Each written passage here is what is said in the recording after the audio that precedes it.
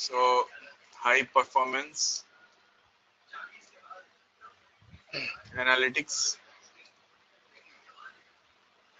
appliance, and again there are uniqueness of HANA. So we are going to see about the detail. Anyway, I'm going to cover once the session is going to start. So again, I'm going to cover this in detail. What is uniqueness of HANA? Like the first point you say, it's a in-memory computing database. It means your everything is on RAM. So people are telling about HANA one more keyword, that is everything is on fly. On fly means in real time. So you're going to get the data in the real time. So there are some uniqueness of HANA which makes it possible to get the data access in the real time. So basically your data locality. That's why you are able to faster access. You are going to get the faster access of data. Second point is it's going to support your, by default data is going to store in your column. So what is column storage and architecture of column storage, that we are going to see once we start with the architecture. Then another point is of HANA is it has a concept of insert only.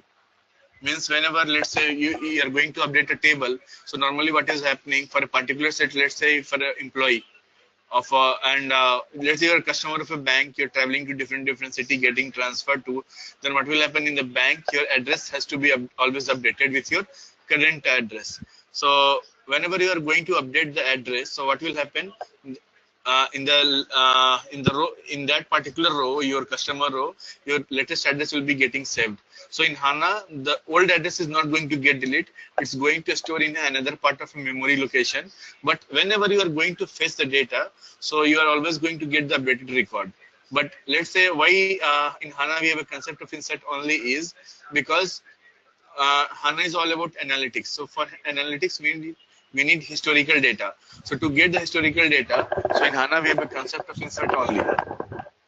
So because of column storage and also it has been seen that we can achieve the high compression. So till now it has been seen that if anybody is migrating from any other DB to HANA DB, so 5 times 2, 50 times of data size can be compressed because of column storage. For an example, let's say you have a column, let's say you have a field called name, and name you have assigned char 40, and you're using employee name as Sam or name as Sam. So that is 3 character, but you allocated char 40. So what about remaining 37 characters? So it's a wastage of a space. So if you're going to store the data in column fashion, then the data compression is very easy. And initially in 2015, SAP was able to compress the data 20 times, but again, because of software and hardware innovation, now it is upgraded to 50 times of compression. So like in-memory computing database, and again is your inter-operator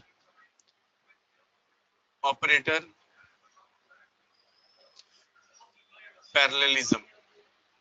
So basically what is happening here, in HANA, your operators are also running in parallel because we are using parallel. We are going to use parallel processing CPU.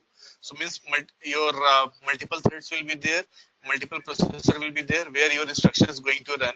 So in the traditional DB, let's say one query is there. For an example, let's say if you have one query Q1 and you are in the same query you are using, let's say, addition operator, and let's say you are using subtraction operator, you are using division operator, and you are also using multiplication operator in a one query. So in other database, what will happen? So once the this query is assigned to a processor, let's say core 1, one core of a CPU, then what will happen? First A plus will be getting evaluated, then C minus D, then J divided by H, then J into M. So it means if I want to do subtraction, division and multiplication, so they have to wait until and unless their preceding operator will be getting processed by a processor, then only the remaining operator will be running. So again they have to wait. But in HANA, this is a very unique feature which is not available in any other database, that your operators can be assigned to different cores. So basically core is nothing but one thread which is all are running in parallel. So nowadays we are using multi-core CPU. Let's say there are many cores are there, C2, C3, C4, C5. So there will be multiple core CPU nowadays we are using. So let's say, so what will happen here? Operator will be for same query now. The query is also going to divide on the your cores. So what will happen here? A plus B will run on one. It will run on your one core. Similarly, your C minus D is going to run on one core. Similarly, here G divided by H is going to run on one core, and J into M is going to run on one core. So that all these three will be parallelly going to process.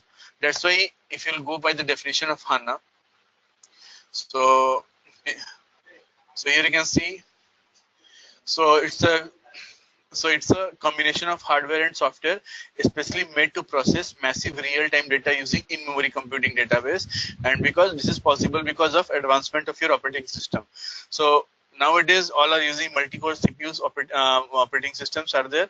So your operators are also going to run on the different cores. So again, these are the some important feature which makes HANA unique from your any other DB. So this is just a small introduction about the HANA. So we are going to see all these features in detail in the architecture part, that how this is designed, what are the important concepts of HANA. So probably the first three classes or two classes will be on the theoretical part, where we are going to clear all the doubts, basics of HANA. Then we'll go for the hands-on. Yeah. Okay. Kamal, HANA has one more feature, right? Code push down. Yeah, that like we were discussing about that part. This one. If you just let me quickly increase the screen here. So if you remember this, we discussed, right? So normally what was happening here, earlier I was talking about we were writing our data in application layer. Again, what we are doing after fetching the data from database layer into application layer, let's say in some internal table, probably I can say, let's say in IT underscore A. So let's say this is the internal table, we got the data. Then where we are doing the calculation, all the calculation and all, we are doing in our application layer itself in our current system. But in HANA, it is called code push down approach. Means your code will be pushed down to your DB layer, and all the logic written inside the code will be getting calculated on your DB layer itself. So my next slide is going to give you a clear picture. So just a second. Yeah. So basically here what is happening,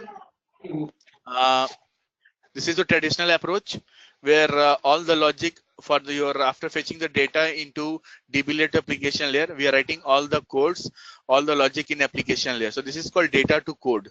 Or in the new model, we are doing all the calculation logic part in my DB layer. Means once you will write your code, once you will do the F8, along with your SQL statement, all your mathematical operators, functions, what you have used, everything is directly going to get run on your DB layer, and there is no concept of internal table. For quickly to demo this part, let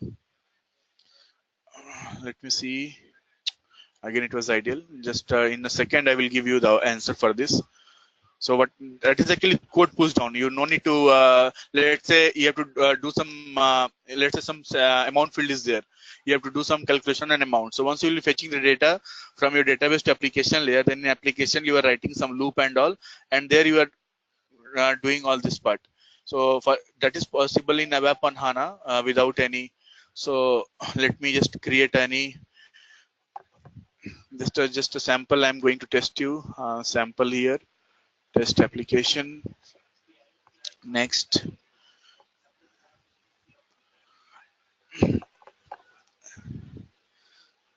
So let's say I'm just giving you some name, a random name. I will explain you later once we'll start the course. So don't worry that what I'm writing it here. So let's say I'm just taking the record from your VBAP table. This is again our some table, our application table VBAP. So here let's say I have a field called VBLN, one of the field here. Let's say I'm just quickly I'm not using much field here. Questioner. Let's say another field which I'm going to use is NETWR. So this is your net price field, amount field. Let's say I want to tell, let's say 2 into, or no, let's say Another field price we have is NET. Okay, so we have two field, NETWR and another is NETPR. So NETWR and NETPR, let's say. So probably this is for different prices are there. So I'm going to use NTPR also. Or let's say I'm writing some logic here. NETPR minus NETWR. No, I think this will be greater. NETWR minus NETPR. TPR as net AMT. So let's say I'm going to use some operators also probably. So there are many things we can write it. Let's say 2 into 2 as G multiplication. Any column name I will assign. Let's say 2 plus 2 is your sum. I'm telling you here I'm using also mathematical operators here. Okay, so let me activate it. And I have written some logic here to do the subtraction and all. So just I written the logic. So once I will do the effort here, once I will execute this code.